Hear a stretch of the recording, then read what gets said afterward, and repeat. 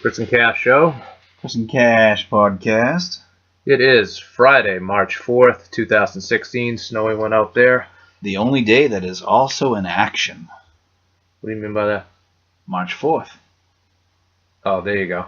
I see what you're saying. Okay, so we got a few things to talk about tonight. I think we'll start off with the elephant in the room, which is the Deflategate appeal. Yes, this is still going on after a year and a half. What a joke. But I said last week, Chris, and it bears repeating here. I'm not going to say like, oh, I told you so, because this hasn't been decided yet. We'll see that down the road. Yeah, it hasn't been decided yet. That's something I think people are missing. But I did say last week that everyone thought it was heavily in Brady's favor because of two liberal judges. I didn't buy that. I didn't think it would have as big a bearing on the appeal as other people did. And based on what we heard yesterday, and we'll get into that a little bit, it doesn't seem like Brady had a huge advantage yesterday. What do you think? No, I don't think Brady had a huge advantage. I don't think the NFL had a huge advantage. I think people are overreacting. I think the NFL had a slight advantage. And I should say or restate that I'm not saying this isn't already decided, but based on the questions, we don't know what they're deciding. The questions alone, and a lot of people that do court cases, especially appellate court, will tell you the questions alone don't tell you who's actually going to win. If you remember when when Judge Berman was really hard on the NFL, everyone said, well, yeah, that's because they're really hard on the side that's going to win all the time. So he's going after the side that's going to win, pretending playing devil's advocate. And everyone was wrong. How many times did people say that the NFL was going to win that? A lot. How many legal experts and analysts? A lot. Now all the legal experts and analysts say the NFL is going to win again. I don't know who's going to win. Brady could win. The NFL could win. I don't know. I am worried that Brady could lose, because he could. But I do think at least part of it is political. Katzman's a liberal judge. Right. He went against the NFL. Right. I don't know if you have any of the quotes. I have some of the quotes on my phone. I do. But one thing I wanted to touch on, we'll get to some of the transcript from the appeal.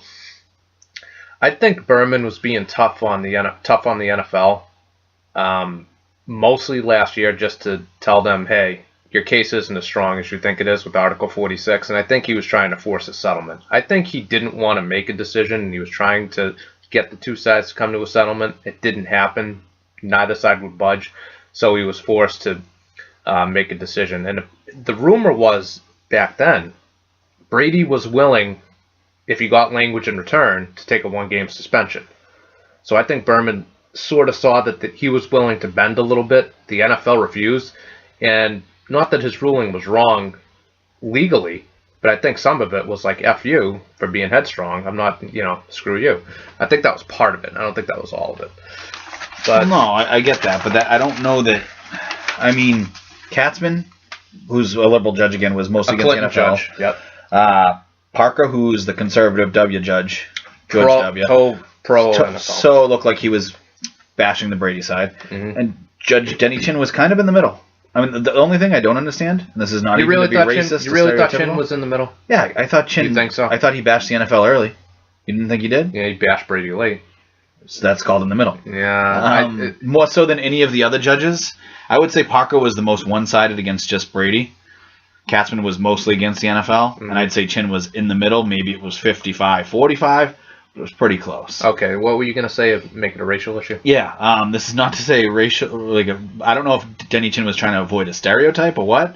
The fact that he doesn't understand math and science or believe in the ideal gas law is ridiculous because he's an Asian man. Burn. Don't put your people back a couple hundred years, man. That deserves a fist pump. Good job. I'm not even trying to I don't know if it was trying to be like a stereotypical or what, but I don't know. So we're going to read a couple of the transcripts. Because there was a gentleman by the name of Michael Hurley in the courtroom. There was actually another guy earlier too, but these are just a couple of the ones from later in the proceeding. And I'm not going to say his name over and over again and what time it was. I'm just going to give you what they said. One said Clement, who's the NFL's lawyer. The LeBron James of lawyers, appellate lawyers, apparently. Oh, so that means he's going to choke in clutch moments. Should have just hired the Michael Jordan. I want the Tom Brady. I want the Michael Jordan of lawyers. I don't want LeBron James. Give me Russ. Clement hung on this. Both Goodell and Wells did not believe Brady to be a credible witness. Why would you? Credible and Goodell don't belong in the same sentence. That's the first thing. Well, I have a huge issue with that, and I'll tell you why. We talked about this before. Yeah. Brady went under oath. Mm-hmm. People go, oh, well, it wasn't a court case. That's true. But in a civil arbitration, especially one that's supposed to be binding, it still leaves you open for perjury. Correct. So Brady's going under oath, saying, I had no idea about this. Leaves him open for perjury. Goodell didn't go under oath. Wells didn't go under oath. No one else went under oath. The NFL didn't even ask Brady to go under oath. He went under oath on his own accord. Mm-hmm. That tells me he's not hiding things. And he was questioned for hours. Yeah. So let's be real here. The guy goes under oath. I don't know why you would do that if you cheated. Did he destroy his phone? Yeah, he destroyed his phone. Right. That's the other thing about this, Chris, that really, really bugs me. I can't understand. I think it was Barrington, right? Which part? Barrington Parker, or whatever the hell his name is. Yeah, which part, though? Let me find the exact quote destruction here. of the phone? Yeah, let me get the exact quote Well, he here. said anyone within 100 yards of this. Anybody within 100 yards of this proceeding knew that would raise the stakes. Yeah, that the cell phone issue raises the stakes in this thing. So that tells me that not only did this guy not do his homework, he can't read his homework. That's the biggest... It baffles me that it's been said over and over and over and over and fucking over. Brady asked Wells if he needed his phone. Not that he... Look, he may not have turned it over anyway. Okay?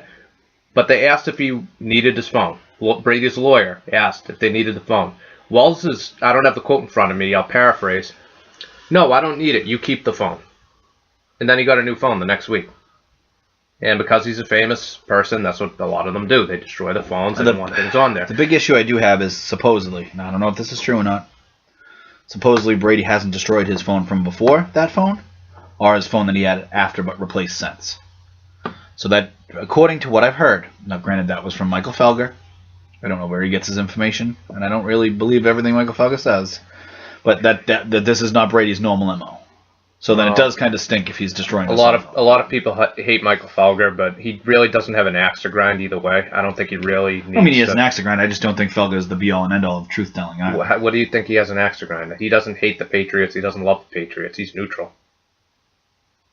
Felger just likes to say things that are going to get ratings, which is fine. He's a contrarian on purpose. He's a douchey contrarian on purpose. He's a know-it-all. Him and Kurt Minahan, almost the exact same person. Well.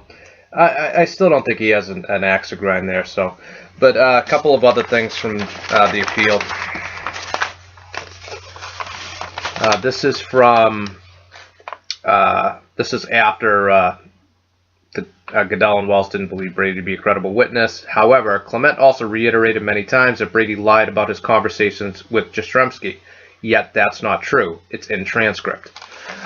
Well, I was wondering why. Yeah, they didn't pick up on the fact that twice Clement said that? Yeah. That Brady lied about it? Yeah. When it's already and Clement said that Brady said he only spoke about football. Mm-hmm. In the like getting ready for the footballs for the AFC Championship game. That's not true. Excuse me, for the Super Bowl. That's not true. No. That's not true at all. In the testimony, like you said, Brady admitted that he also talked about the inflation issue. Or Deflategate, or whatever you want to call it. Yep.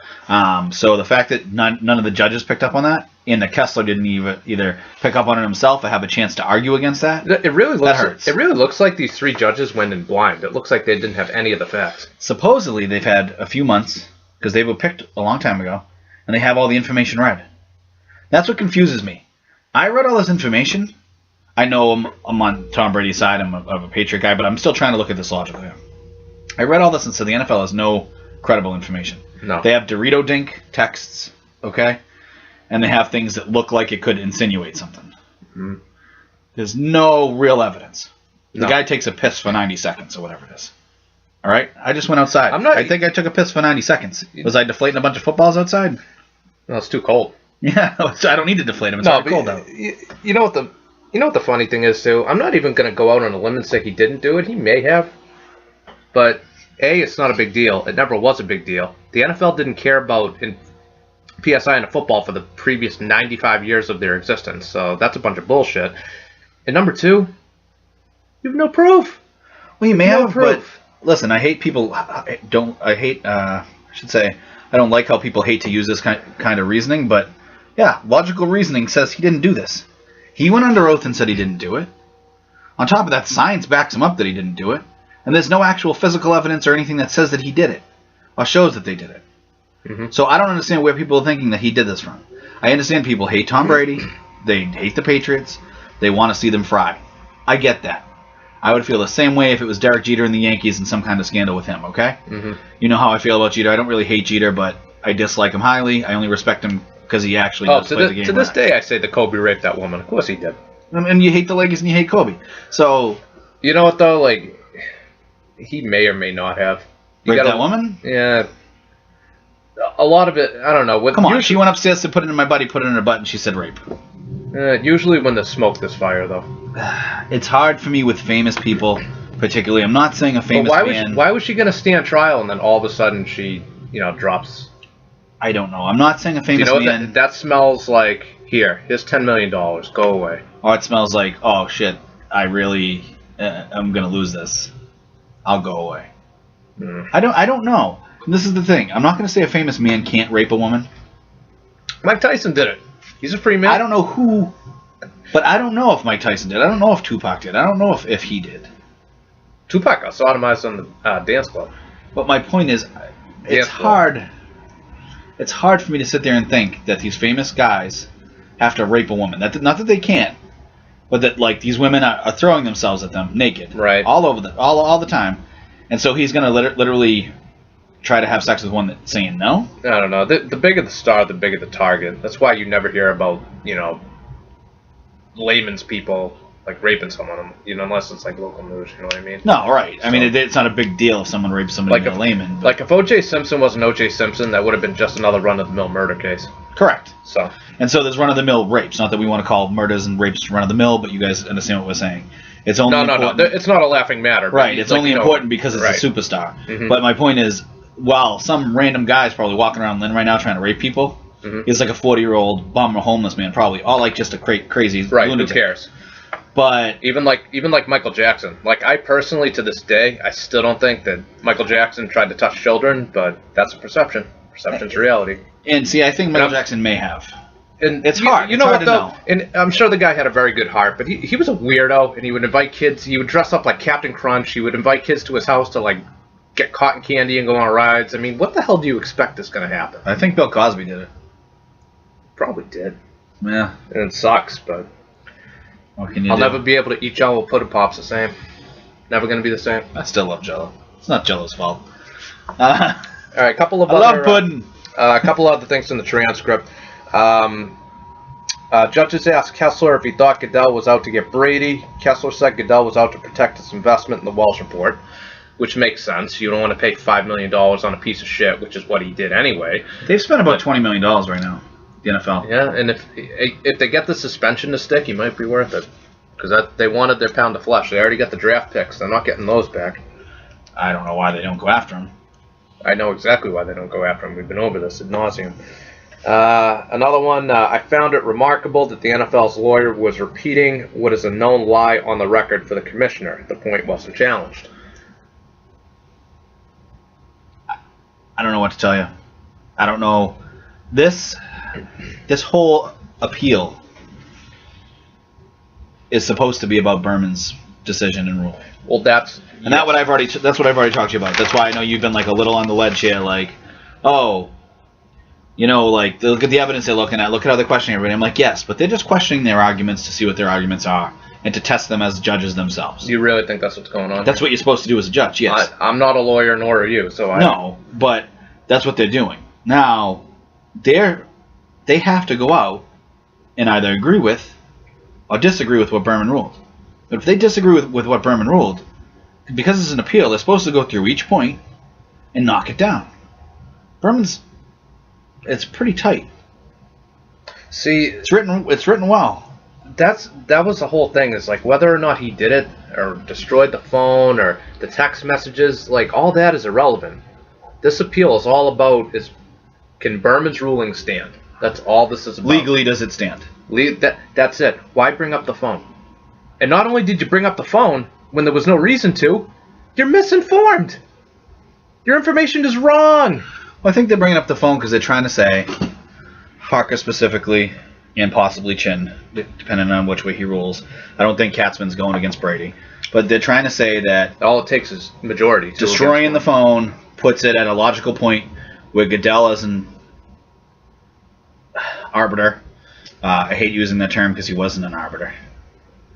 Arbiters are usually... The term arbiter just brings impartiality with it almost automatically. Mm-hmm. You're supposed to be an impartial arbiter completely, but you're an invested party. That makes no sense. But as the arbiter... Blame DeMaurice Smith for negotiating that piece of crap.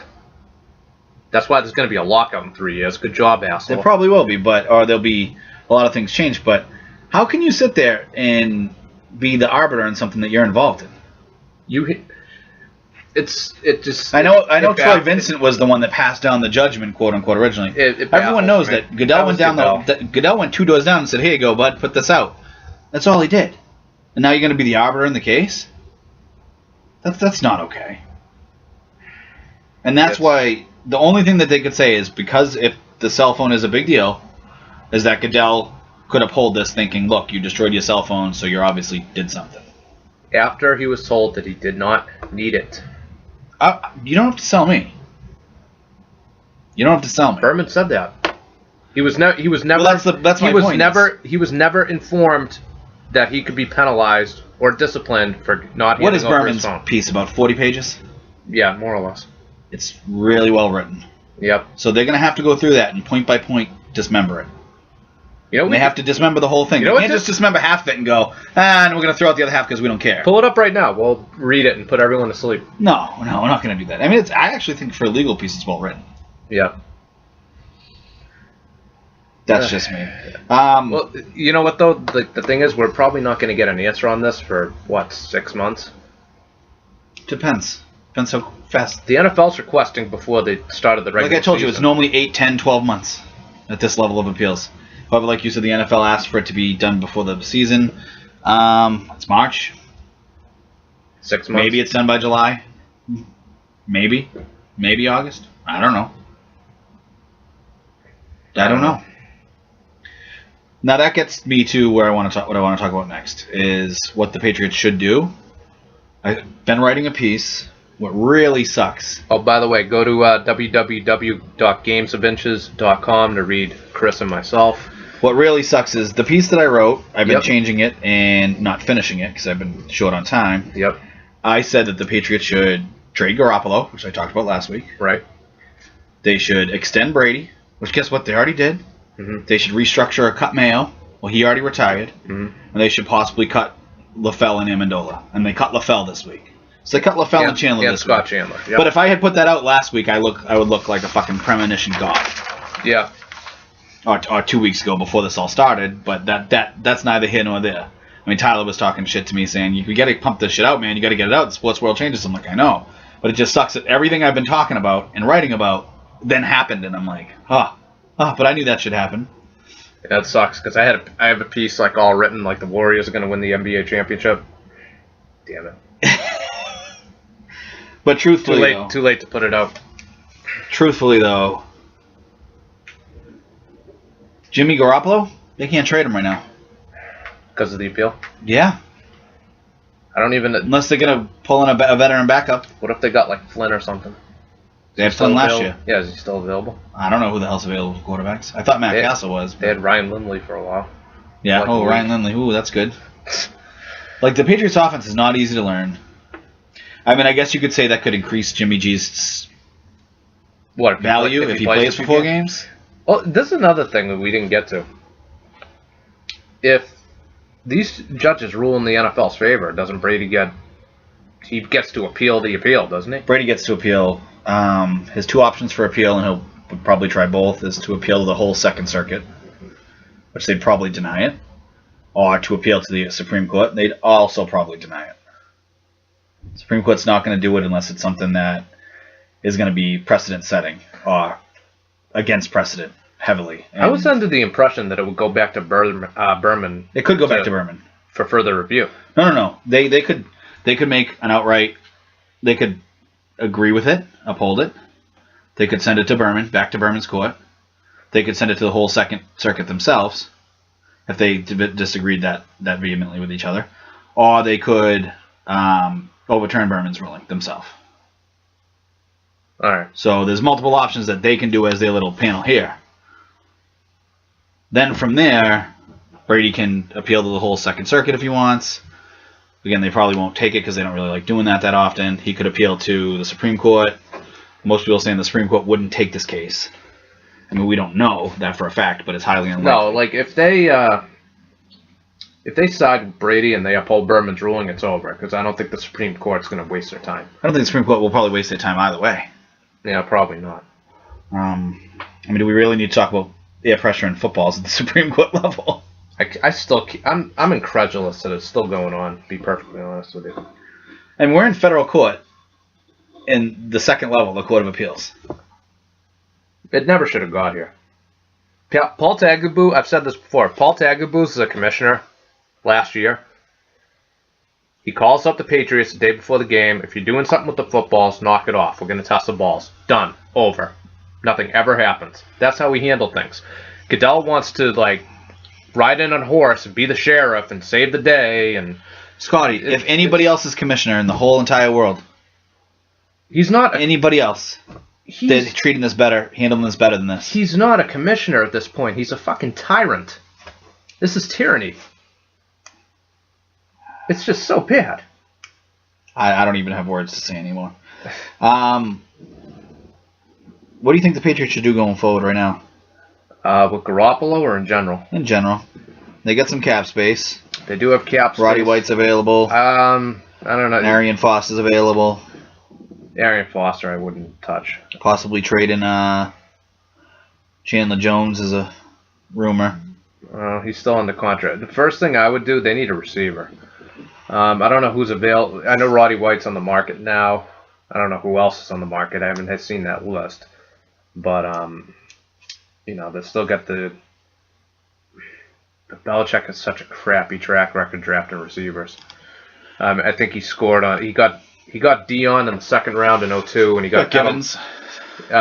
Sixth round. Gibbons was undrafted, wasn't he? 6th or 7th round. I think he was undrafted. Look that up.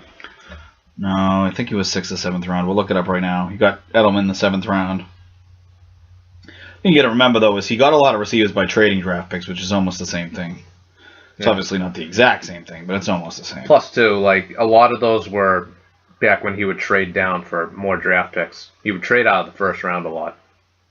Then that changed with the new CBA. Well, yeah, and the reason he did that is because the old CBA sucked for first-round draft picks. Yeah, because this new one... They had to pay him way too much. Because this new CBA is so much better. Well, for draft picks it is. Like, drafting... It used to be like a penalty to draft in the first 10 picks. Because you're giving guys massive amounts of guaranteed money, right? And you don't know what they actually are. It's kind of absurd to do that. I mean, it's just not something that is prudent. I mean, would you want to pay a guy $60 million guaranteed that hasn't done anything in the league just because he's one of the top couple picks? No. That's how it was back then. Yep. That's why they changed it. Did you get Gibbons up there? Nope. I'm pulling it up right now. Another thing I did want to talk about, though, not to beat a dead horse, the Peyton Manning thing. More has come out about it. I don't know if you've read it. The Monday morning quarterback piece. Whispers. I didn't have a chance to read it today. All right. Give me the skinny. The Monday morning quarterback piece was a teammate of Manning's who was surprisingly his roommate. Anonymous? No. I named him? What was his name? Last name Johnson. I forget his first name. He apparently... That narrows it down. Yeah. But he apparently was in the room and saw that it was just a mooning. Now, he hasn't ever testified. Was never brought up in any legal proceedings, any other spots before.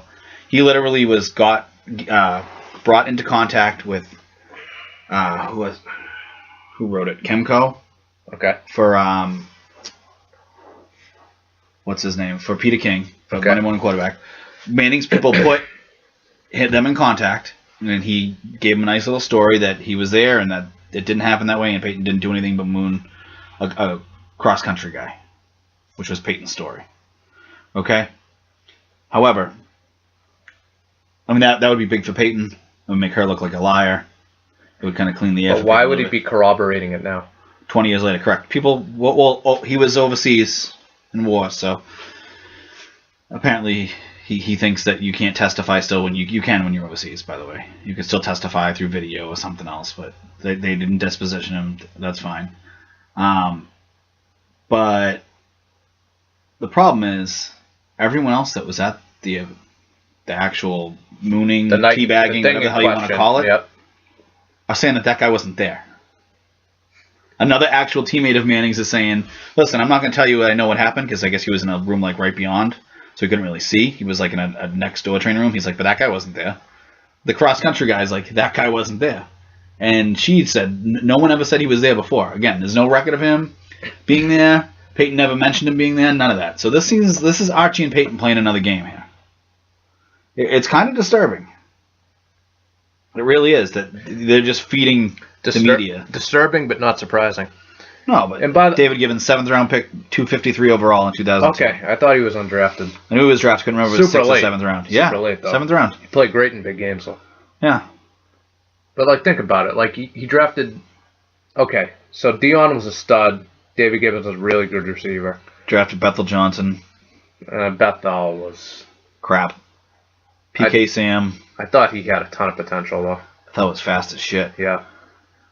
PK Sam, I mean, he was drafted 5th round, so you never expected anything from those guys, really, anyways. No. Chad Jackson was supposed to be, like, the greatest thing since sliced bread. Awful. Nothing happened with him. What round was Jackson?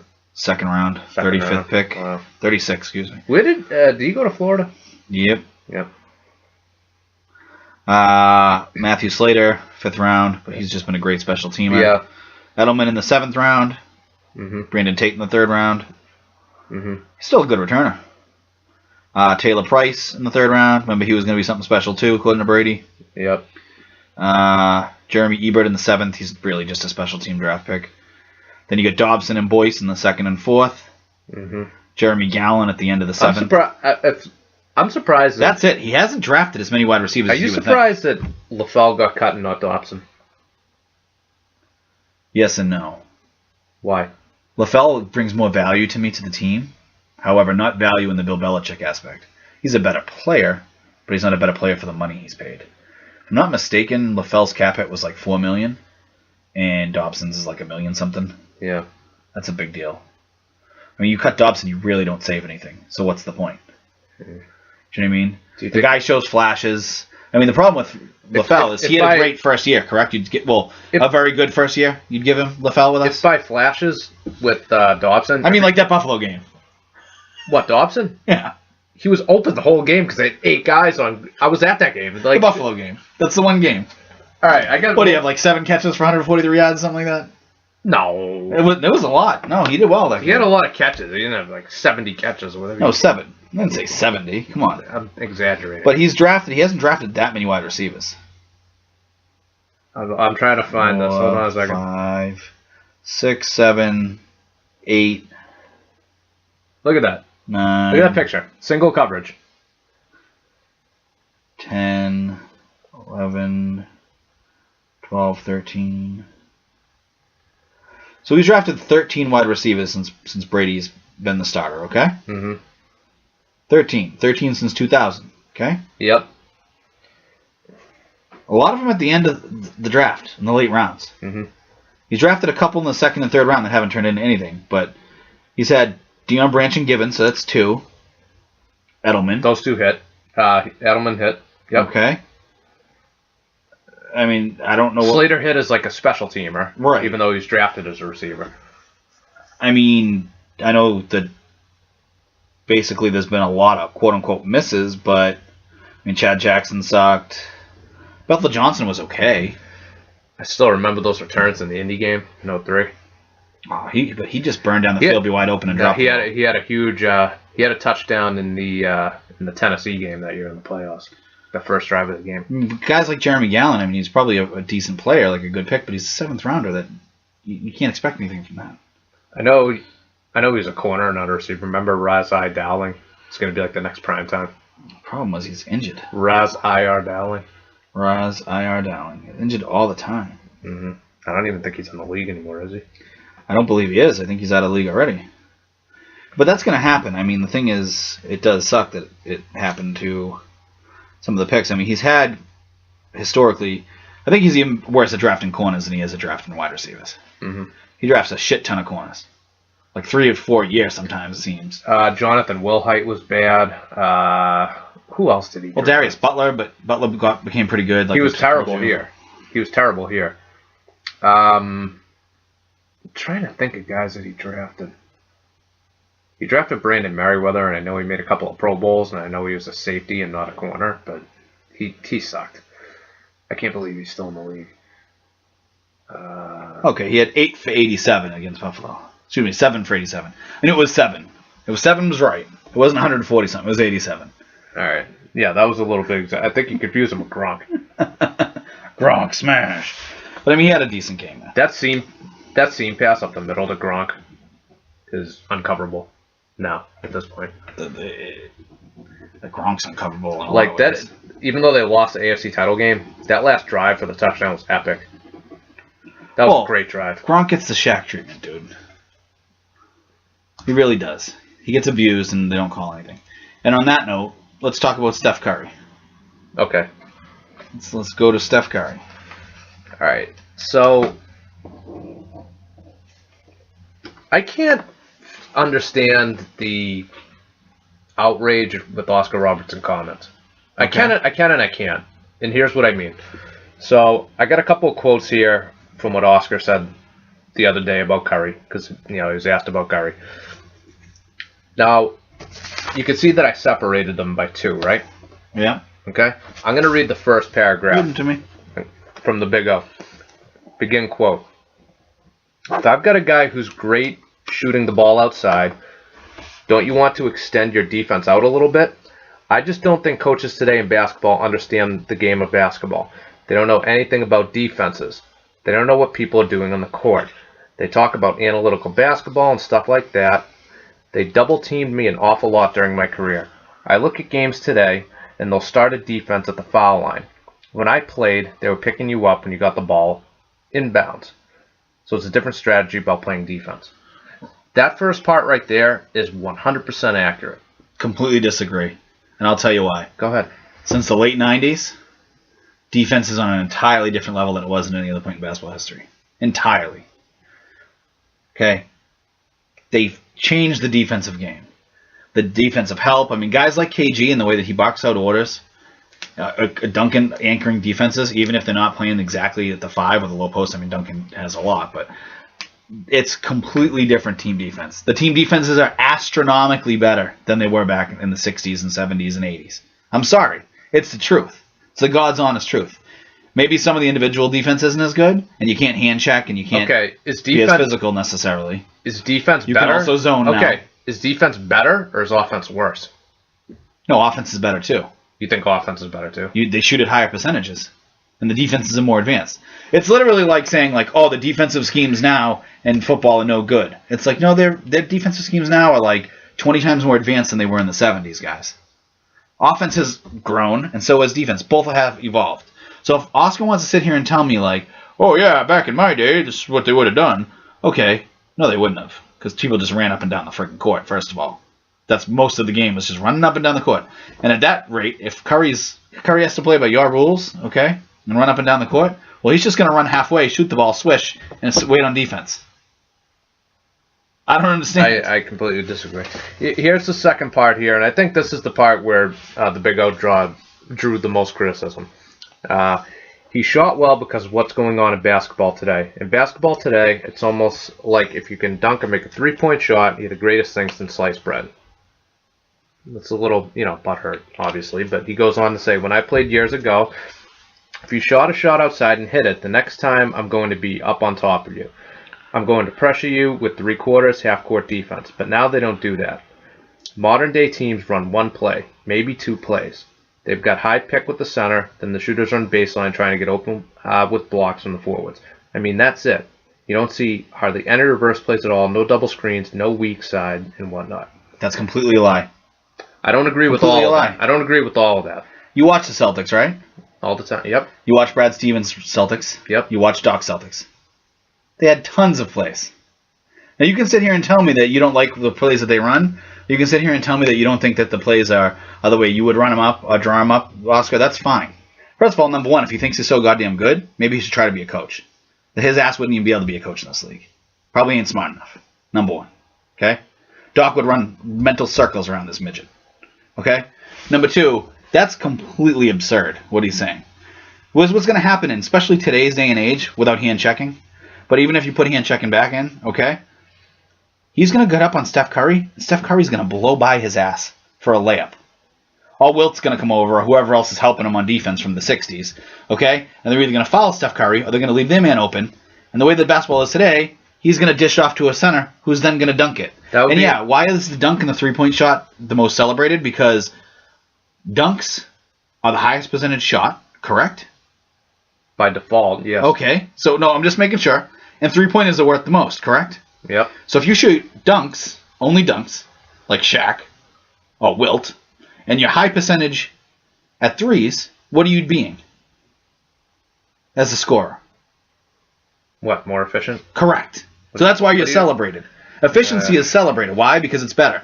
That's like sitting here and telling me like a guy that gets on base at a 500 clip or that bats 400 isn't efficient.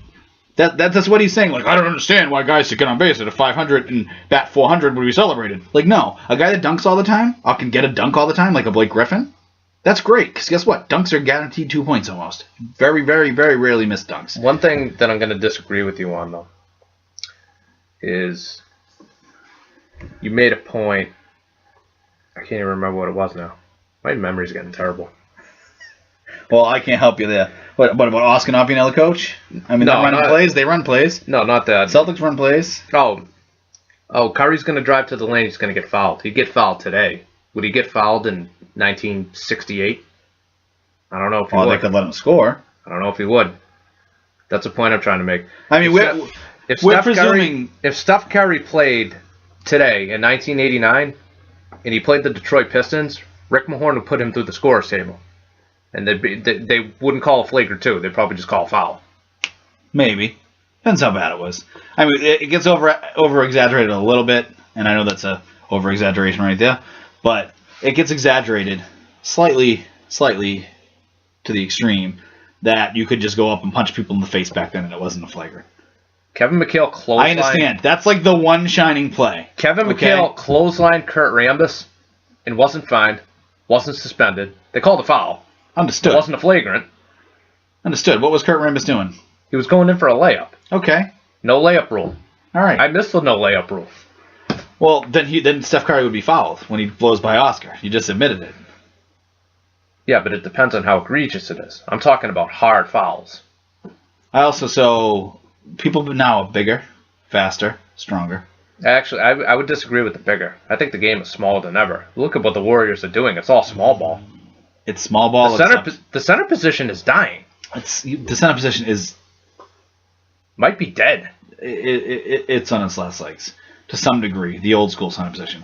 However, it's not like the players are shorter than they were. They're not. The average height of the basketball teams are taller than they used to be. Guys are 6'7", 6'8", and they played like Oscar played. It's smaller forwards, bigger guards is what it is.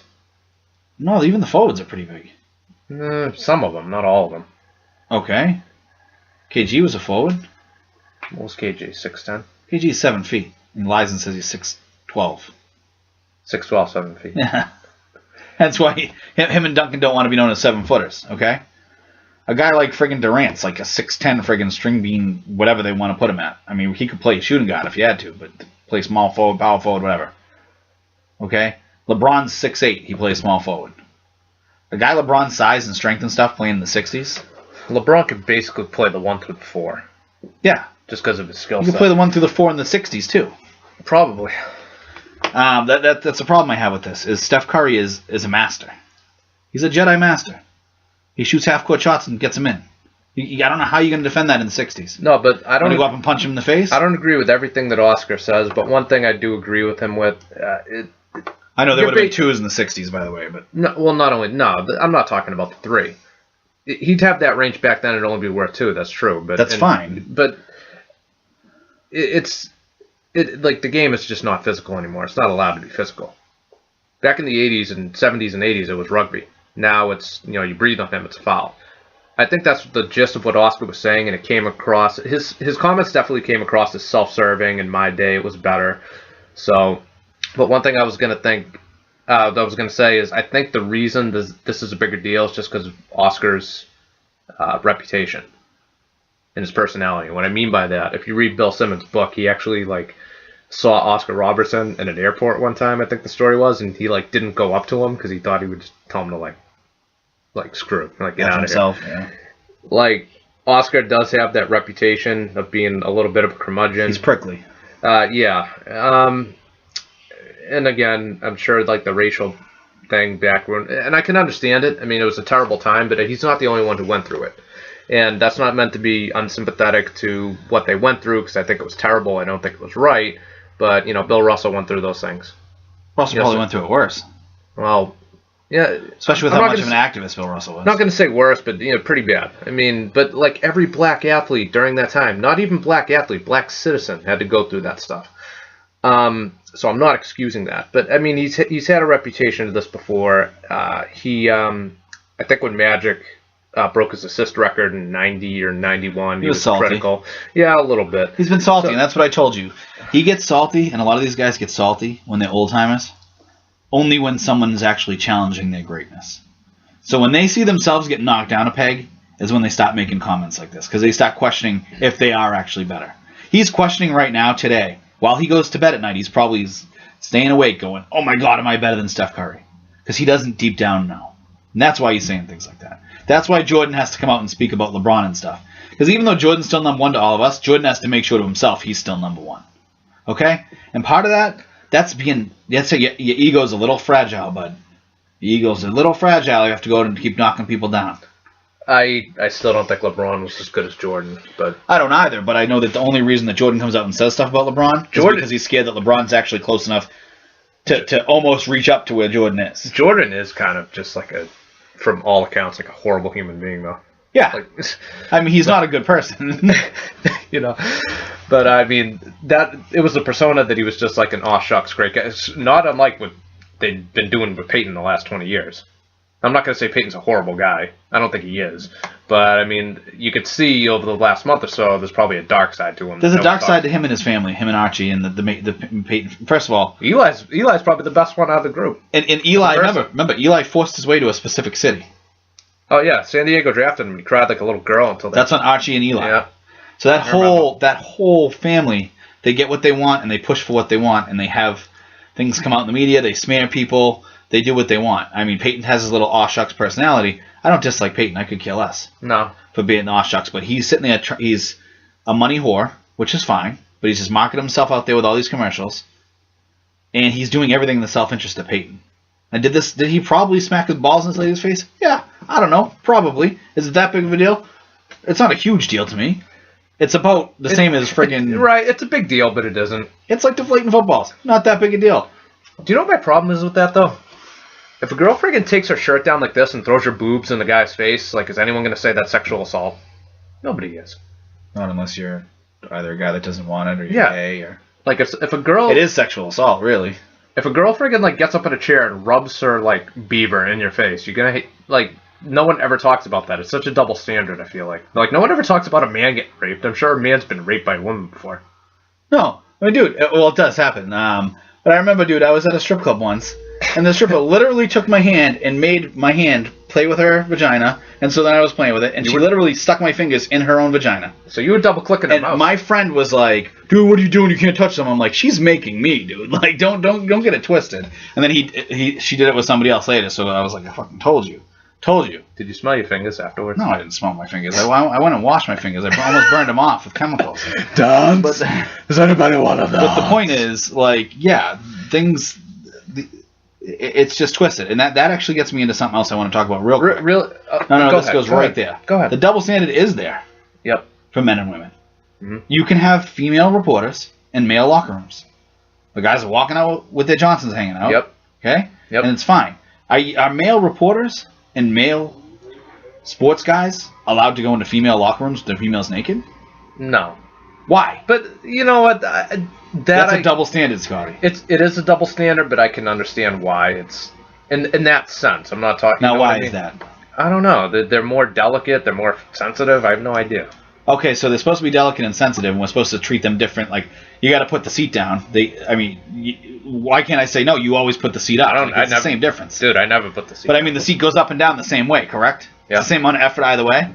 Mm-hmm. So what does it matter if I keep it down for you and keep it up for me? It doesn't matter.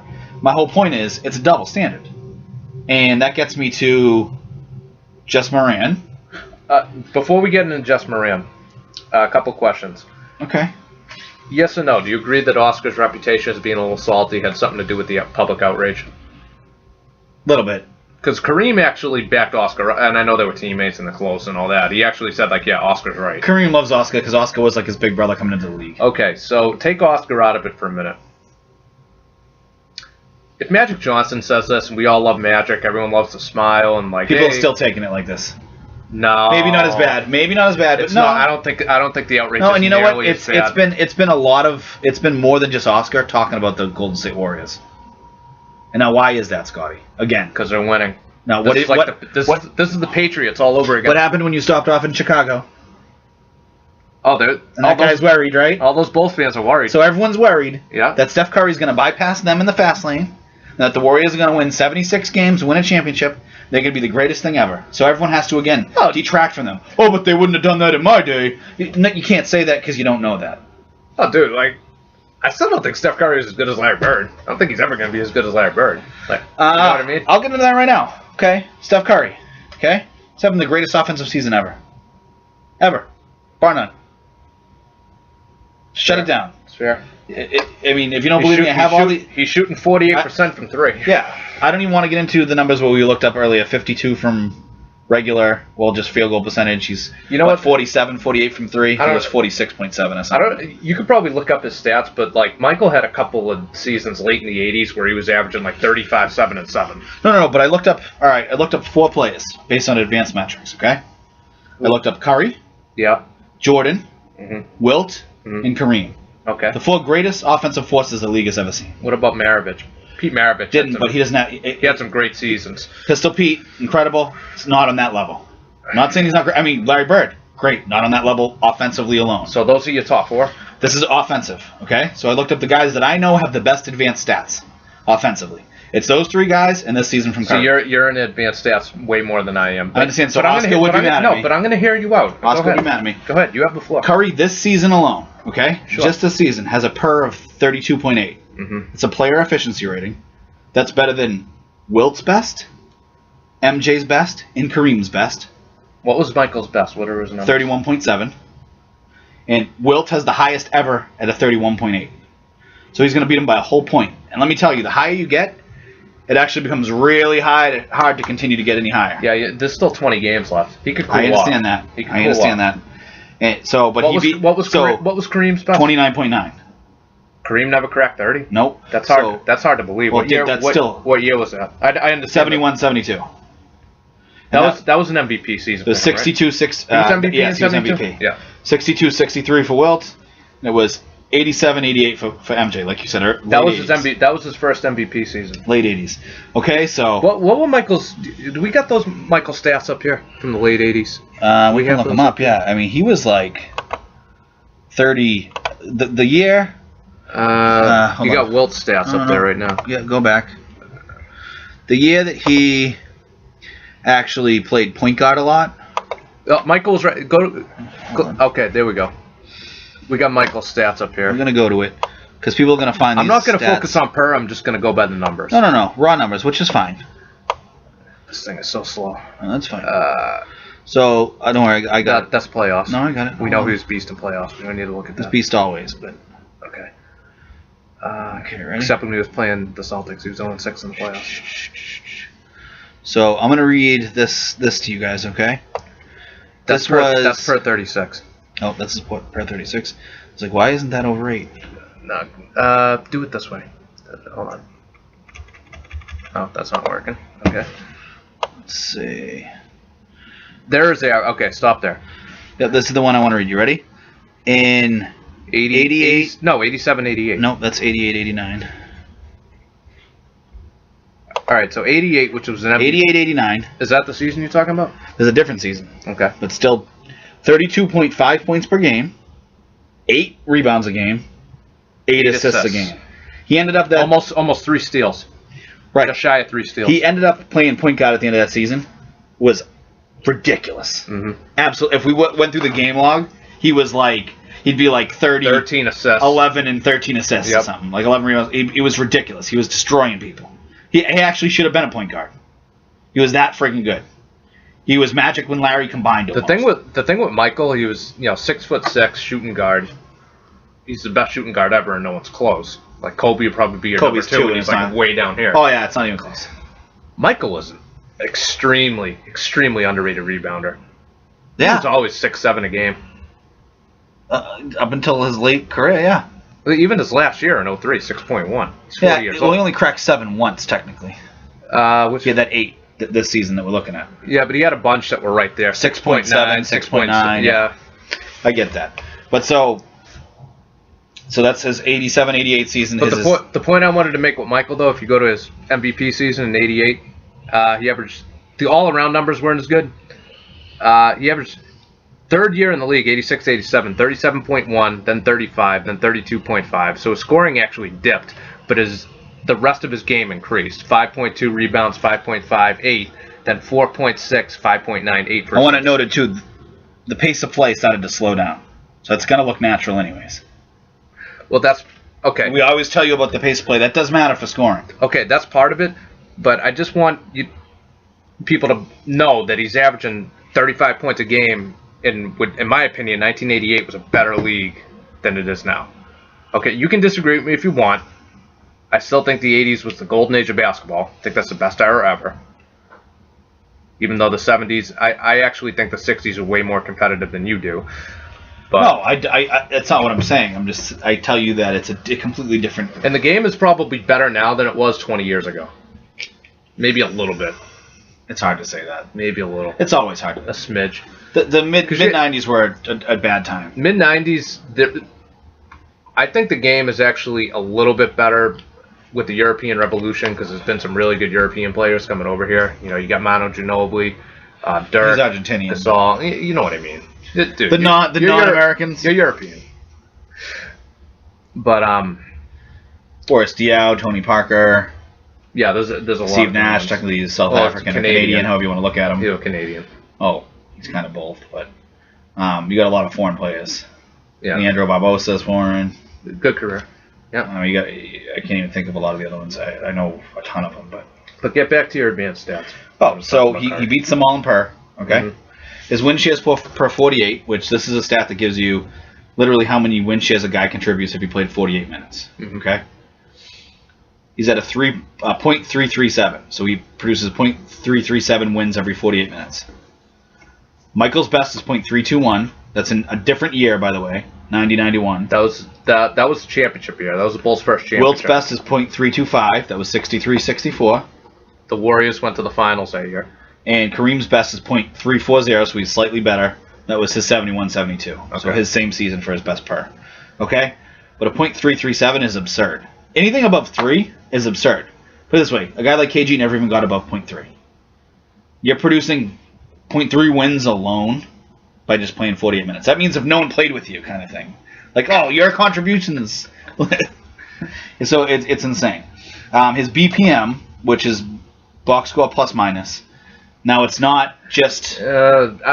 No. It's way different than a regular box score. Okay. It's not the same kind of thing. Explain it to me. It rates you how much better you are than somebody else over the whole box score.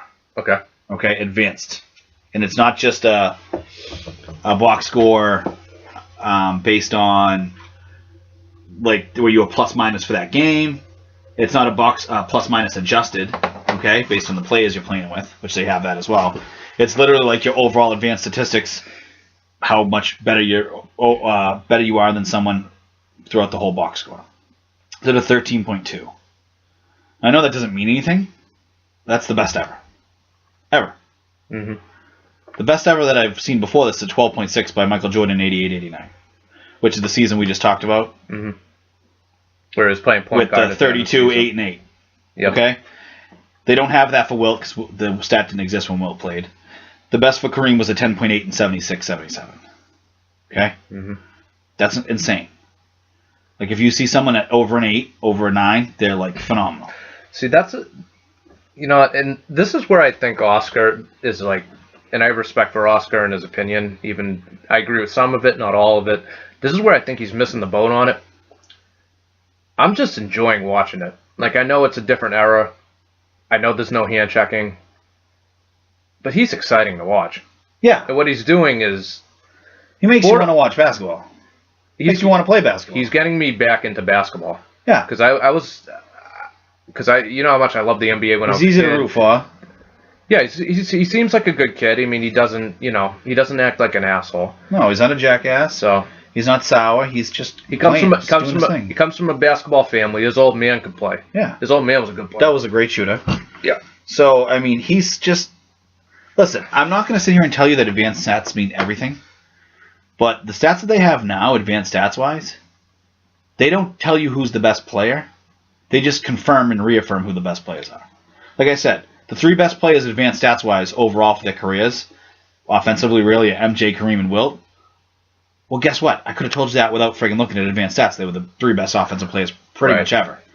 Well, Curry's doing things that they did throughout their careers, but all in one season. Yeah. And he's beating a lot of their marks. So that's the thing that people... Like you said, there's still time left. Mm-hmm. But for him to be this phenomenal all in one season... This is the greatest offensive season we've ever seen up to this point. This is 07 Brady. This is ridiculous. Yeah, this is 99 Pedro. Well, you're talking about just offense. I mean, I'm not sure that because Wilt and Kareem just had some monster offensive seasons. So yeah, right. And it's a little different because they were centers. They weren't 6'4" point guards. How tall was he?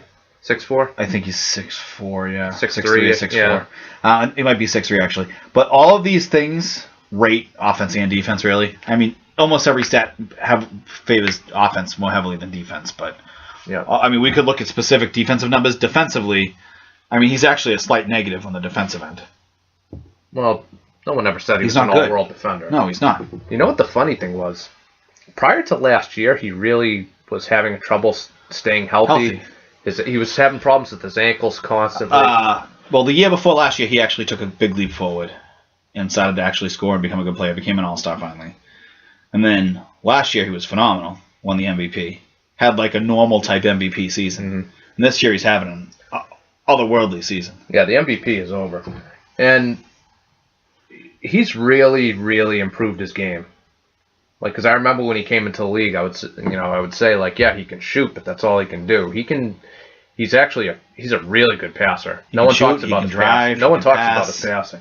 No, he's not an all-world defender. No one ever said that. No. You talk about he's never going to get confused for Gary Payton. No, the reason that MJ was so critically acclaimed, and rightfully so, as being the greatest player of all time. He was the best offensive player and defensive player in the same body playing in the league. Yeah. That's why he was so good. Now, again, I'm not saying he's as good as Jordan. He's never going to be as good as Jordan. Well, he's never going to be as good as Kareem. He's never going to be as good as Chamberlain. No, but I want to preface that, or argue against that. You really think this guy's going to end up being better than Kareem? No, I didn't say I think he's going to be better than these guys. But you can't say he'll never be, because if he does this for 5 more seasons at this level, then I go, and he wins a couple, like 4 more titles and has like 6 MVPs, then I go, yeah, then you have to. Okay, he's in the conversation. Is he better? Not sure. Let's see how it all plays out. But I mean, if he's hitting threes like this for the next 10 years, yeah. You're not asking me, is he the best shooter ever? You're saying, is he the best player ever? If he's doing this for 10 more years, Scotty. Granted, that's absurd to even talk about. I'm going to go out on a limb and say that he won't. Well, I'm not saying you will either. That's like me sitting here and telling you because of... Let's put it this way. He could average like... Okay, question for you. Andy Dalton had a good season, right? A good season. Andy Dalton. You're really going to make me go here? Yeah, Andy Dalton had a good season. I want you to admit it. Andy Dalton had a good season. Was it above average? He had an above average season. Well above. Mm-hmm. Pretend he doesn't get injured. He finishes the season on the same pace he was They still at. would have lost his first Okay. playoff game. But he does that statistically and is that good compared to the rest of the league for 10 years. Are we suddenly looking at Hall him? of Fame quarterback. Okay, that's my point here. Is that we can't do that, but if we extrapolate this for 10 years, which is probably not going to happen, that's absurd to even think. This is probably and could probably be his career year. I find it hard to believe it's not Curry's career year. But if he does this for even 4 or 5 more seasons, yeah, and he has 6 MVPs or 4 MVPs or whatever, I mean, say he steals the generation away from LeBron, okay?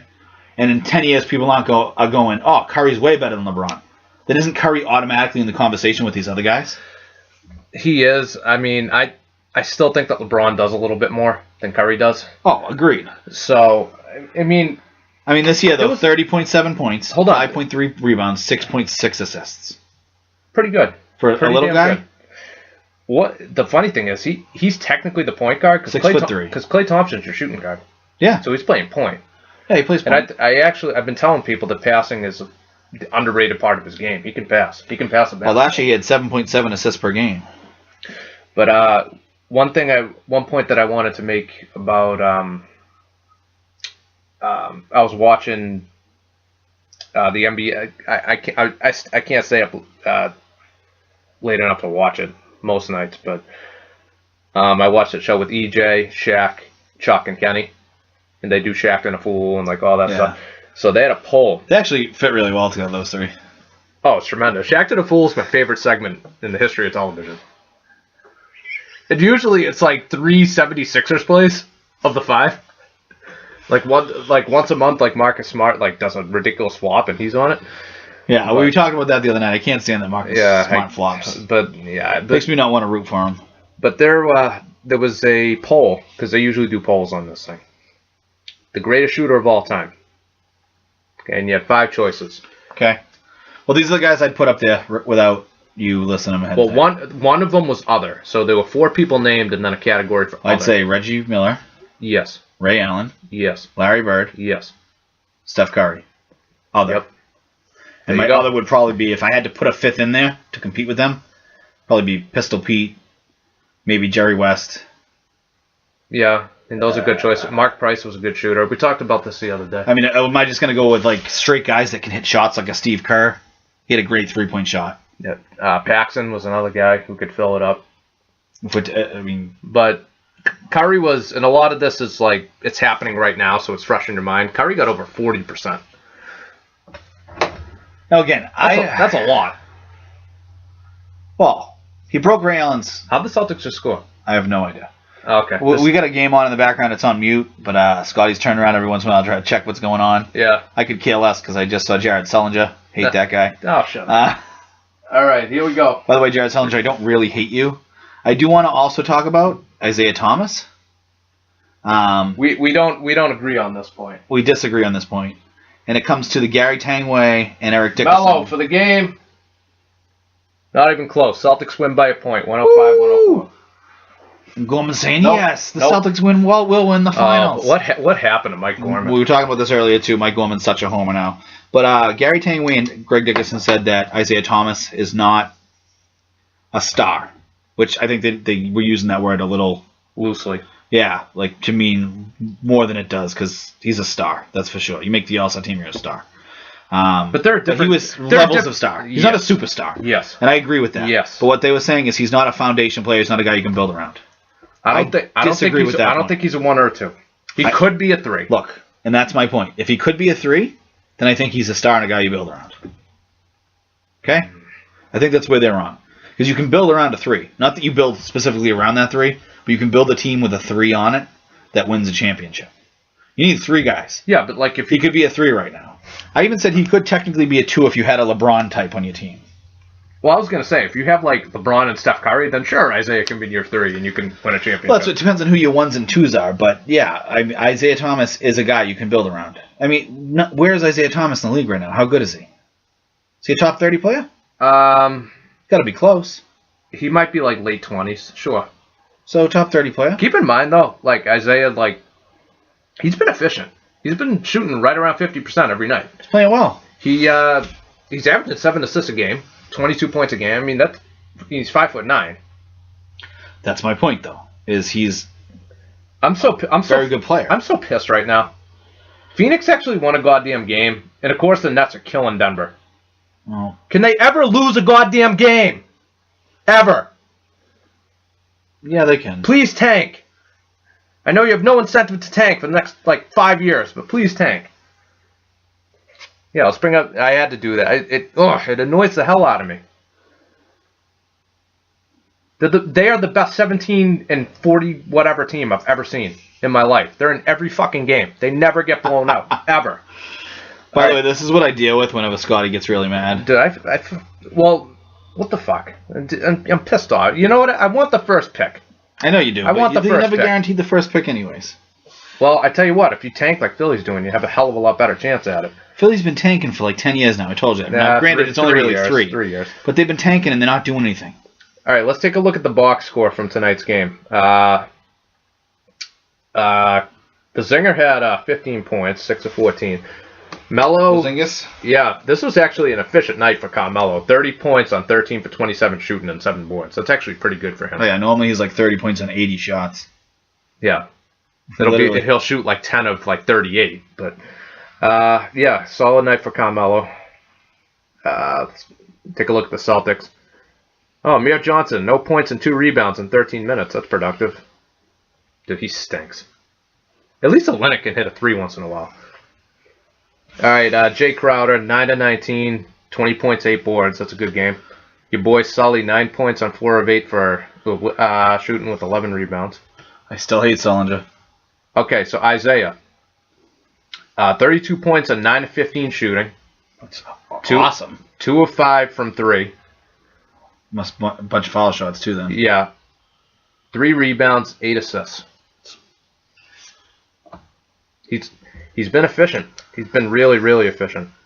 Marcus Smart, 28 minutes, 2 points, 4 rebounds, 3 assists. So again, how good are they?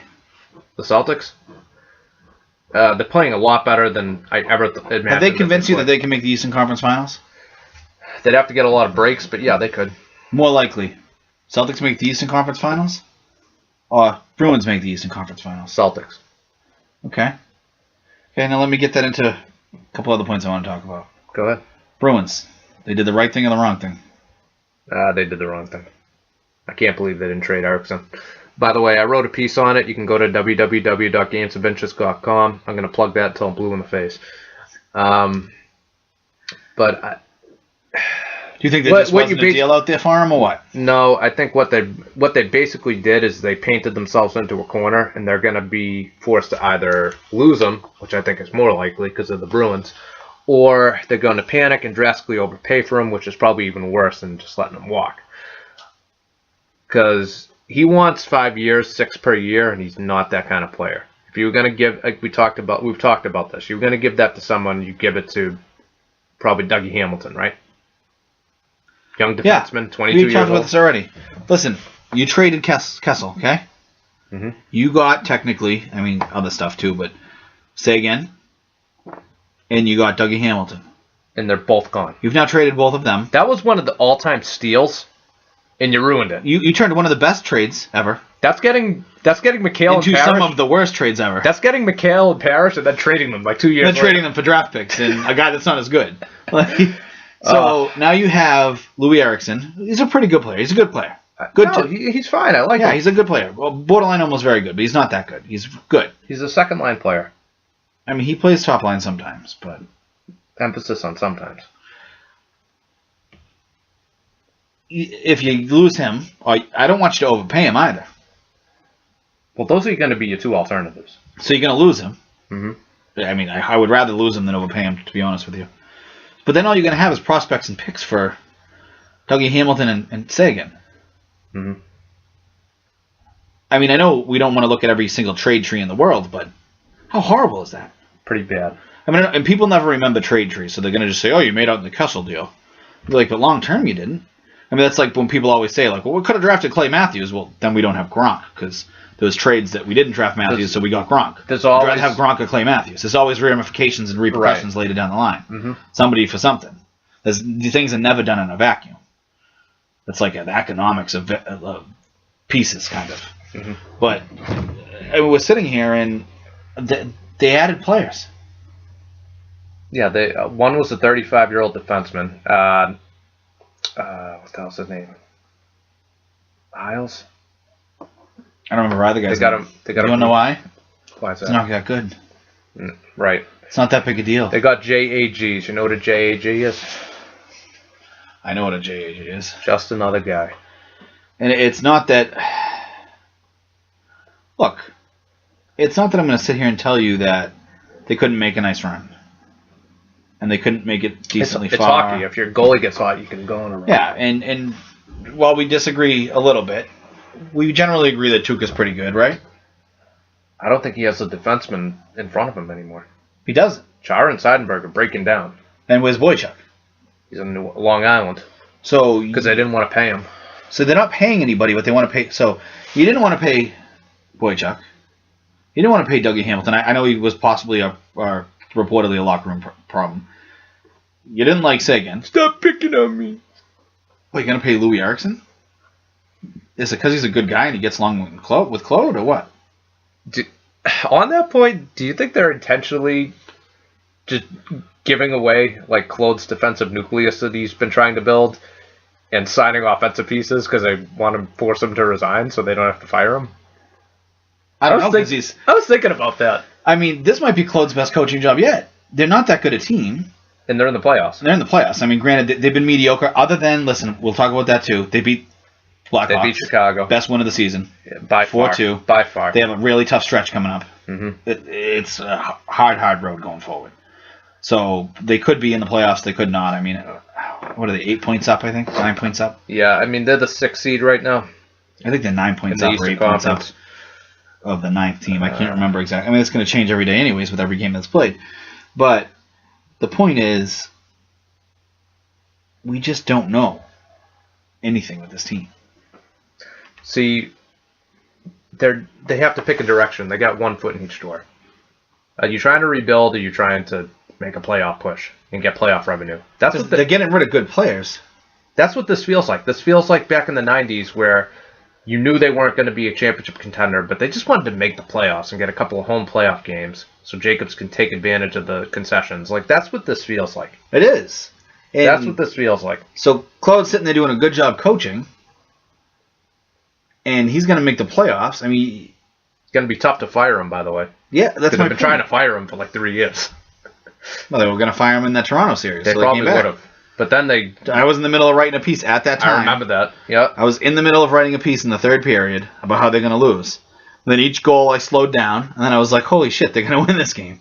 And they did, but that's neither here nor there. But we're going to see who the Bruins are in the next 2 weeks. Listen to these games.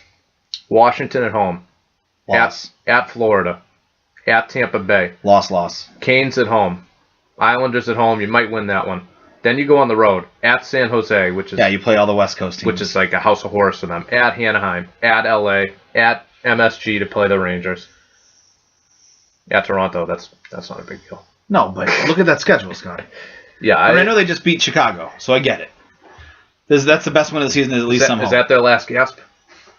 That they beat Chicago? Yeah. Well, they got to win at least. Realistically, on that West They got to Coast win swing, 40% of those games. they got to take 2 on those 4 out west, I think. They just got to win 40% of those games that you just read off. 40% of them, probably. We're talking just making playoffs, right? Yeah. So, like, the 8th seed is the dividing line. It's Yeah. Mason-Dixon line. Yeah. They got to win 40% of those. They could do that. You can't make the playoffs if you don't beat good teams. No, and that's what they've done all season is they've lost to the good team, they beat the crap, Beaten up on the crap. which makes teams. you exceptionally mediocre, Mhm. which is why I don't understand why you would keep a piece that's not like a...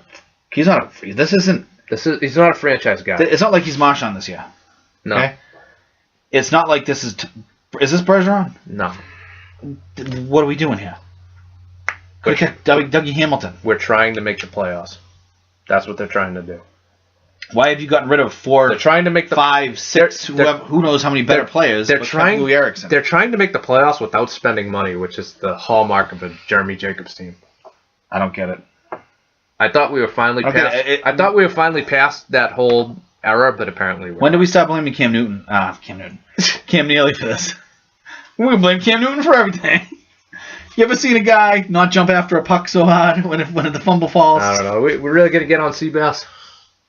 You really think he makes all these decisions? Or do you think he doesn't? I think he's in on them, but isn't Sweeney? Doesn't he make the ultimate say? Do you make the ultimate say? Or does he boss? My boss. Okay, so what is Cam? He's technically his boss. Okay, so let's get that out there. So he's Sweeney's boss and he was Shirley's boss, correct? Mm-hmm. So they didn't trade Louis Erickson. I think they tried. I'm not saying they didn't try. So you don't think there was a good enough deal out there? Yeah. Did you hear their asking price? It was like a top 6 offensive guy, a top 4 defensive guy, like a first-round pick, and like a prospect or something. So top 2 lines guy, you're not a top 4 defenseman, and I was like, you're not getting that for Louis Erickson when his contract's about to expire. You're not. I was like, wait a minute. I wouldn't give that. I was like, wait a minute. So you want them to trade you an offensive player that's probably as good as Louis Erickson, plus a first-round pick? I don't know if I would trade for Mario prospect? Lemieux if his contract was running out. Not for that kind of demand. Yeah. I mean, they wanted a top 4 defenseman. Would you trade a top 4 defenseman for Louis Erickson? They had one. They let him go. Would you trade? Okay. If you went up to them and you were like, "We'll trade you Louis Erickson for Dougie Hamilton," what do you think they're gonna say? No. Okay. Now, what if we went, "I'm gonna trade you Louis Erickson for Dougie Hamilton, and you got to throw in a first-round pick"? Do it. Yeah. You got a deal. Granted, I mean, Dougie Hamilton's probably a little bit even better than that, but the thing is, it was an absurd request. It was like what the Hawks were looking for Al Horford. It's like 17 first-round picks and all your best players. Yep. I'm like, no one's going to trade with you then. It's frustrating, too, because the Bruins were set up for like the next decade, and they like threw it all away, at least right now. Well, again, put Sagan and Hamilton back on this team. How do they look? Top 3 or 4 in the conference at worst, I would think.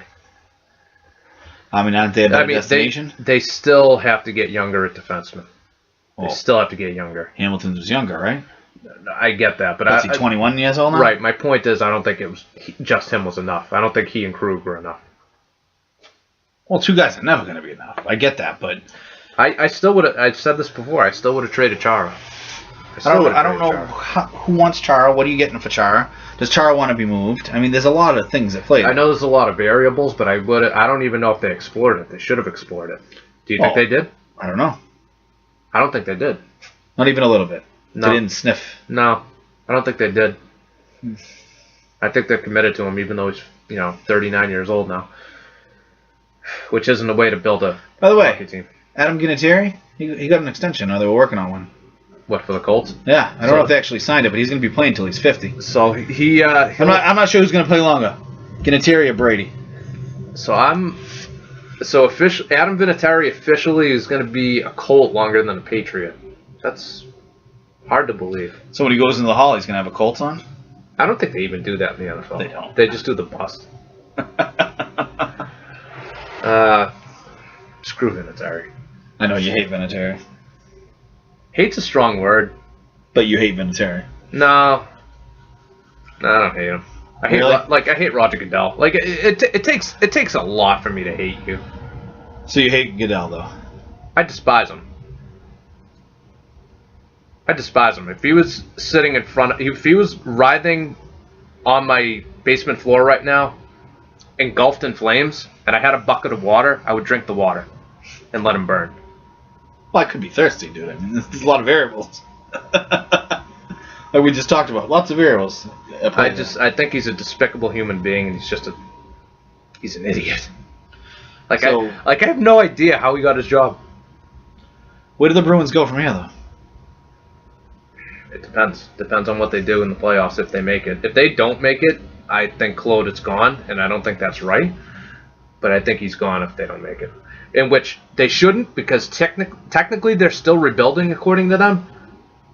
You're really going to fire a guy during a bridge year or after a bridge year where he had you above the Mason-Dixon line for the playoffs most of the season? I don't know. All I know is that they stressed. Don't you have to give him more than 1 year, considering Sweeney had the ultimate say for quite a long time, mind you. He waited to keep Claude as the coach. They stressed.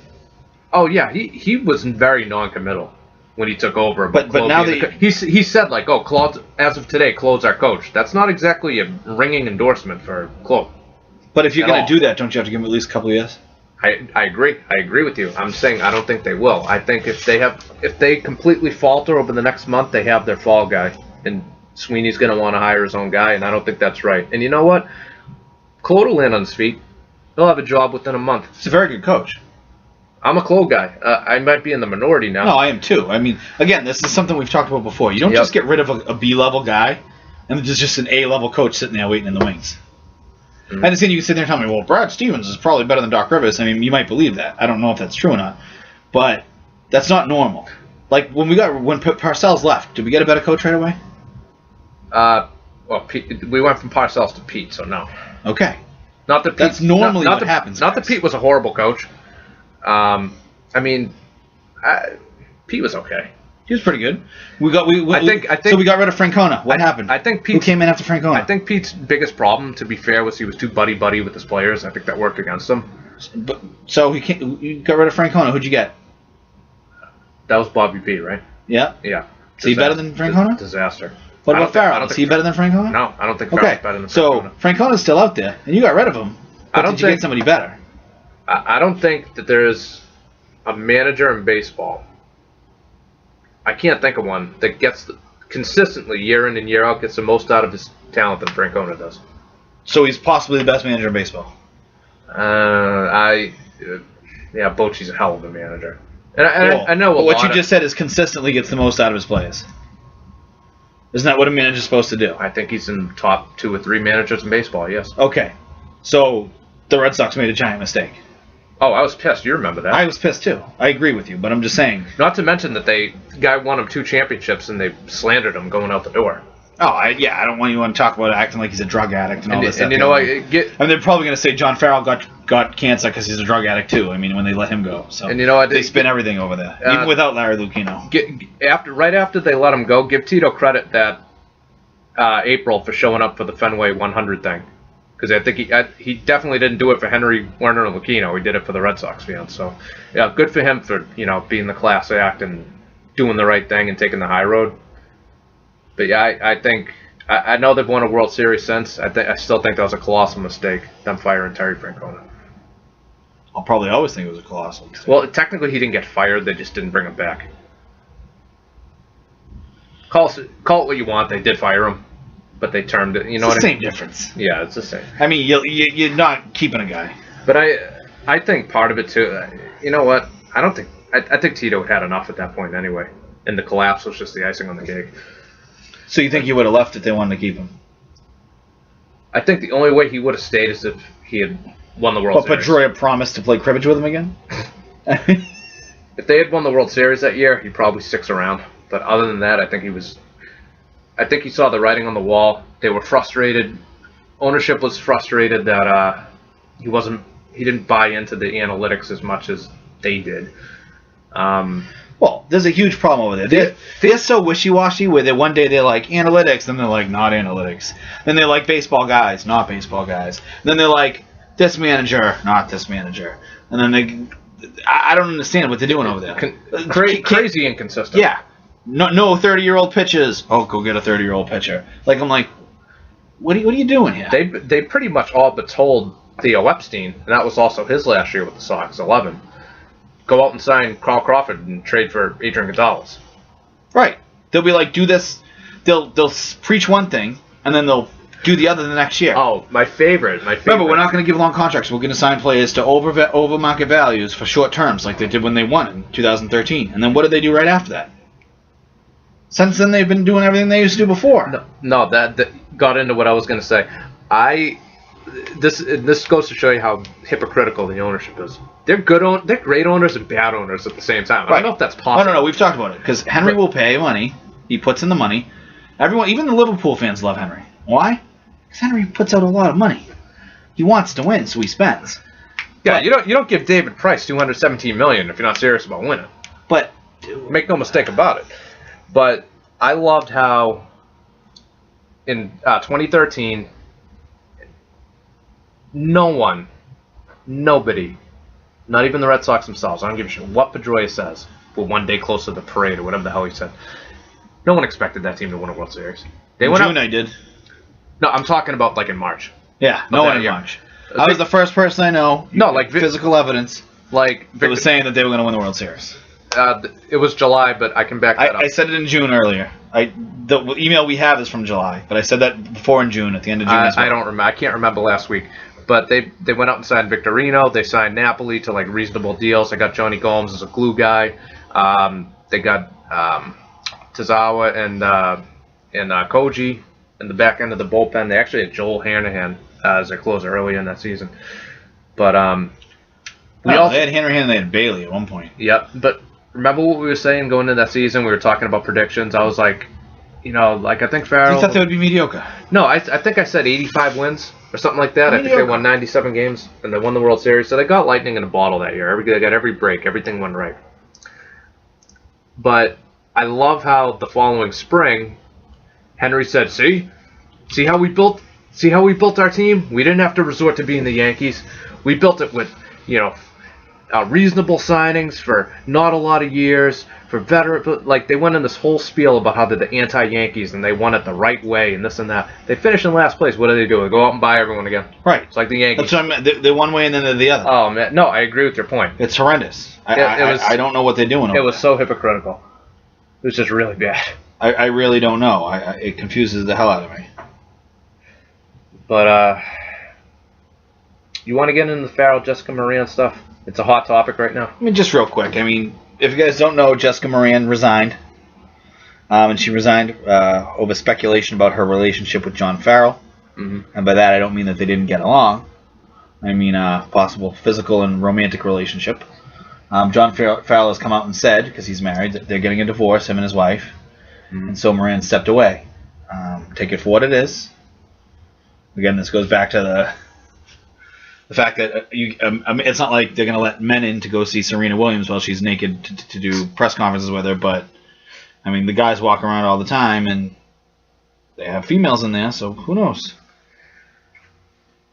I mean, they're both adults. They can do whatever they want. Oh, I don't care what they do. It's. I mean, if he wants to go play, hide the wiener, that's fine. I don't think it's a big deal. Like, I don't know why it's getting so much attention already. I don't think this is a big deal. Do you? No. It isn't. It isn't. See, I don't see how this has been a common thing with the Red Sox when it was Francona and what's her face. Who? Was it Hazel May? Who the hell was it with Francona? No, Francona wasn't banging anyone. No, remember they kept saying he was No, banging you somebody? know what it was? It was Varitek and Heidi Watney. That was one. Heidi Watney, but there was a. I swear to God, it was Francona and Hazel May too. No, I thought it was Ortiz and Hazel May. See, this is the thing though. My whole point is it keeps getting like people linked. Look, it's such a big deal that on WEI.com, the headline's on there twice. Twice. It is on there twice. Just in case you didn't get it the first time. Yeah, so it's not a big deal. This stuff happens all the time. Okay? These professional athletes aren't Mother Teresa, they're Mickey Mantle. That's just how it works. Just how all this stuff works. I mean, no, there's only so much I'm going to do to... I'm not going to blame them that much. Like, I don't really care. Like, at the end of the day, it doesn't bother me. Mm-mm. Why would it? It doesn't bother me in the least, right. But I'm just saying that it happened and it's there. So it's I get it's sort of like you're intermingling your personal and professional relationship because she does a lot of work for the Red Sox. She was down there in spring training. But good for her. I mean, I don't know what I'm supposed to say to it. Like, I don't know why it's a story. It's only a story because it's a story. It's something that happened. It basically. makes a small amount of news, a little bit of ripples, and we move on. I mean, say levy. Other than that, baseball-wise, you have anything to talk about? We kind of talked about baseball a little bit. It's still too early. I don't know. This is the absolute, like, dead time. I mean, March Madness is coming, which is good. I can't wait to talk some March Madness. We said the exact same thing last week. This is the dead time. Let's wait for March Madness. Yay! It's going to be a lot better, like, in the summer when we have baseball to talk about every week. Then you can have training camp for football. You can have the NBA draft. The Celtics have like the 8th pick, so we can talk about that and how miserable we are that they're going to get like some mid-major player. I thought you'd get a kick out of that. No. The Nets are still I can't believe you think that. I can't believe that this team is 17-45 or whatever they are, and they're in every game. When they lose, it's by like 3 points. They're the best, worst team in the history of basketball. Like, I can't understand it for the life of me. Like, they trade Joe Johnson and they get better. They got some, like, Serbian guy, Bogdanovic, who's scoring, like, 20 points a game now. Well, that was just the remnants of the ghost of Joe Johnson. No, it's not even funny to joke about. Like, I can't comprehend how they're, like, in all these games. Look at their team! They're on their second coach! I don't have to tell you. They're in the second goddamn coach. They play in the East, number one. Like, are the Denver Nuggets that bad that they can't beat the Nets at home? Well, they can. They just didn't. The Nets lost to fucking Philly like 2 weeks ago. Like I said, they can. They lost to the Lakers a couple days ago. Right, so they're not that good. I mean, you're acting like they're a great team. But they should be worse. We should be getting like the first pick in the draft. Give it another year. 2 years. You don't know. Then they may be the worst. When is Lopez going to get hurt? He's been Bill Walton his whole career. We get their draft picks. He turns into Cal Ripken. Like, it's unbelievable. Like, we just can't get a friggin' break. Yeah, you could laugh at me. I don't care. From Bill Walton to Cal Ripken.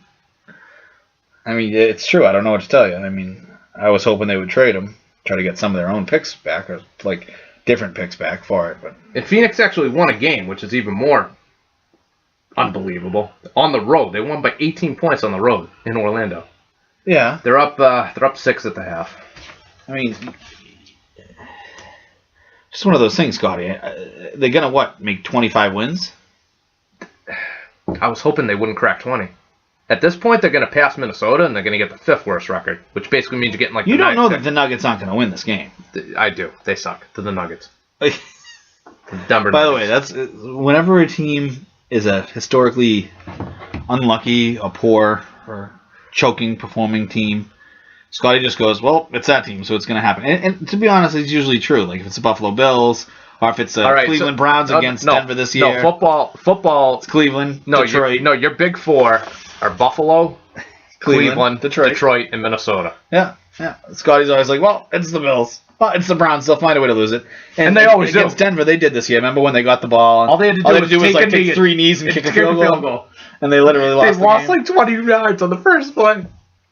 They were trying like a halfback option and lost like 20 fucking yards. But it's true. I was texting you. It's the Browns. Oh man, it's the Browns. I get it. And so, who is it for basketball? Basketball? Yeah. The Clippers. Definitely. It's the Clippers. Surprised their team hasn't like died of like the Zika virus or something. I'm trying to think of like historically choking teams for basketball. Like the Clippers, I don't know if they qualify because they've never really choked, like except for like last year. They've just sucked that much. They've just been so bad. So that's not like choking teams. The Knicks to an extent, but they've been bad for a while. But the Knicks had a lot of good teams in the 90s and just gagged it away. Knicks had a lot of good teams in the 70s. Yeah. The one of their titles, they only won because John Havlicek separated his shoulder. That was the year the Celtics won 68 games and just killing everybody. And they lost in 7 games. And then that 1970 team, they've had like 35 books written about them. The Miracle on 33rd Street. Good team. But, come on, it's the Knicks. I'm trying Come to. on, I'm it's trying the to think of a basketball team like, oh, don't worry, The Nets suck. they'll find a way to lose. They went to back-to-back finals. They're beating the Nuggets tonight. Yeah, that was We're gonna get literally the- the we're gonna worst conference in the history of the sport. It shouldn't even have qualified as a conference. Right. They should have even after you won the Eastern Conference, you Yeah. should have got like the second pick in the draft because that's how bad the East was compared to the I'm West. trying to think of choking hockey teams. Maybe like the Maple Leafs. Well, if you want to just go by teams that lost a lot when they could have won, it's the Bruins. Bruins have been to a lot of playoffs and Stanley Cup Finals, but they should have won. and They've lost. won 6 cups and they've lost probably like another 10 of them. They lost a lot, I think. Yeah, maybe more. Let me see. They lost in. That's actually a good one. They've lost like way more. They may have been. They lost in the 40s. And No, you might be right that it was 13 cups that they've been to. They lost to Montreal in the Cup Finals like every year, like all the time in the 40s and 50s, Well, even in the 70s. but to be fair, though, I mean there were a lot fewer teams. Well, it's the original 6 Yeah, for but forever. they lost a lot, dude. From like 19, I think it was like 41, 42, 43, somewhere around there, to 67. It was just 6 teams in the league. It was the original 6. I'm trying to find how many times they've actually been in. Go to Wikipedia and look up. It'll say like conference champions, and then just take that number and subtract it by 6. That's how many times they lost in the finals. What's the Stanley Cup champions? Hold on, I think you might have. Stanley Cup, no. No, it'll say like conference. Did you go to the Wikipedia page? Hold on, I'm at a Wikipedia page. Yeah, Yeah. the go- Stanley Cup Finals. I'm No, trying to find it. no. Just go to Boston Bruins. No, but it and it'll doesn't. tell It you. doesn't just tell you that way. There, hold on. They went to their first one in 27 and they lost.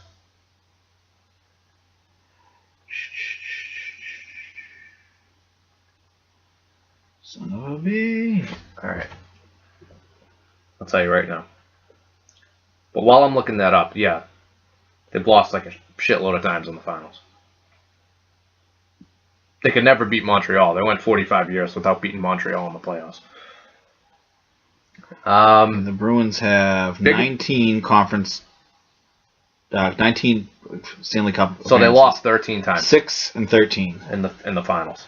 for a winning percentage of .315. For one of the flagship franchises in hockey, that's pretty bad. That's horrendous. Actually, they've won 1 cup. They're in the actually West. almost the exact opposite of Montreal. Montreal's 24-9. They have a 727 winning percentage. So it's like, oh, Bruins lost to Montreal again. Baseball. You're talking about choking baseball teams. You can't say the Red Sox anymore. They would have been your first Cubs. choice. Yeah, that's. I don't know if I could say the Cubs either. They're just never in it. But even when they are, They something have a- happens like a fan reaches out, They and have, suddenly you lose. they have a great team like once a decade. Like that's the Chicago Cubs. Still never win. I have a huge problem with the Bartman thing, by the way. What about the other 9 people that were reaching for the friggin' ball? Oh, look, we're only blaming that one guy because it was that one guy. It could have been any of them. They were all doofuses. I get it. Actually, I think it's a dumb rule in the first place. And by the way, I blame. If it weren't for Moises Alou, all the backlash that poor guy went through never would have happened. I think it's a dumb rule anyways. No, not the rule. I'm not talking about interference. I don't even like the rule. I'm not talking about interference. What I'm talking about is his reaction is the reason there was so like vociferous hatred for this guy. Because if he just like went like like this and just walked back to his position, no one says anything about it. He slammed his glove and was like yelling at him, and he said after the game, "I was definitely going to catch the ball." And then like 5 years later, he's like, "Yeah, you know what? I may not have caught it." Well, dude, you just ruined this guy's life. He may not have caught it. And let's be honest, on top of that, I hate the rule. Why do I hate the rule? If you don't want them reaching onto the field, push them back a little bit. How hard is that? Yeah, but it's foul territory. There's only so much you can do. What are you going to do? Put a bubble? No, you're going to have to put a couple feet of space so the people can't reach in the field. Oh, you mean like from the seat to... To whatever fence you're talking about. Yeah, they're not going to do that, though. They want to cram as many seats in the I stadium understand as that, but you possible. know what, though? That they're part of the field then. I'm sorry. They're a part of the field. They're there. I think it's... And my team got absolutely screwed. I don't like it My, that my teams- team got screwed on an interference call that wasn't called. Well, Back that's in my 96. point. Is teams get screwed one way or the other because of what a fan is doing or not doing. Go watch the... what was his name? Jeffrey Mayer? I don't remember. Mayer was his last name. Was his name Jeffrey I Mayer? don't remember. I can't think of his name. John Mayer's a musician. No, but go back and look at that one. Game 6 of the 96 ALCS in Yankee Stadium. Carrasco is waiting for the ball to drop into his glove, and the kid reached over and caught it. That was the worst call ever. But yeah, I mean, you're on the road in Yankee Stadium. That's not gonna. That's my point, though. I don't like the rule in general. Like, just get rid of it. If the guy catches it, I'm sorry. That's why I was so shocked, like when A-Rod smacked the ball out of Arroyo's glove, that the umpires actually got together and got it right in Yankee Stadium on the road. Dude, that was one of the worst things I've ever seen in my life. Oh, the big hamburger helper glove. That was awful. He literally just ran through and was like, whack. It's like, you can't do that. You know you can't do that. Little kids know they can't do that. I was screaming at the TV. I'm like, please, someone had to have seen that. Everyone saw it. No, I'm saying like one of the umpires, like someone had to have seen that. They're like, this can't happen. And of course they got it. They got the call right. They put Jeter back in first. They called A-Rod out. And the rest is history. They went on to win the. It's a great photo. What, with or without the pocketbook? Both. With the pocketbook's pretty good, though. I'm trying to think if there's anything else we got to talk about. I think I'm out of gas. I don't have anything. All right. I mean, we hit on a lot of things. I mean, we'll go forward, see what happens. Hour and 40 minutes for the dead zone of the sports year isn't too bad. So. No, it's not like we have callers or anything or somebody to interview. I wish we could. We shouldn't actually do that. Yeah, we could do that. It would be like Tyler and like your mom, like half the time. Your mom would be like, Scotty, how could you vote for Trump? Scott voted Get out of my house. Horrible. Absolutely horrible. Yeah, I'm taking a lot of heat. I don't want Hillary. I still think Trump's the only one who can beat Hillary. I don't think Cruz. I told you, I don't think Rubio or Cruz could. Pull better against Hillary than Trump does. Yeah, but that means shit. Remember 4 years ago, everyone said Romney was going to beat Obama. How did that turn out? Romney was leading in all the popular vote polls and all that shit, and Obama beat him pretty handily. The best thing, but that's the best way to actually. Tell Was that election close? I can't even remember. I don't remember. I know Romney was in it for a while, but I really don't even remember. I don't think it was as close as it was originally expected to be, but I think that's a wrap, folks. I don't get too much into politics. I mean, you can come to our website, gamesventures.com. If you have any questions, comments, or concerns, you can always comment on our YouTube, too. Yep. So let us know. Yeah, be sure to check us out on YouTube, Chris and Cash Podcast. It'll bring up all of our episodes. Until next week, have a good one, fellas. Steph Curry for 3. Larry Bird gets a rebound. Full court for 3. And, of course, it goes in. Just like the McDonald's commercial. I want my chicken nuggets. We out.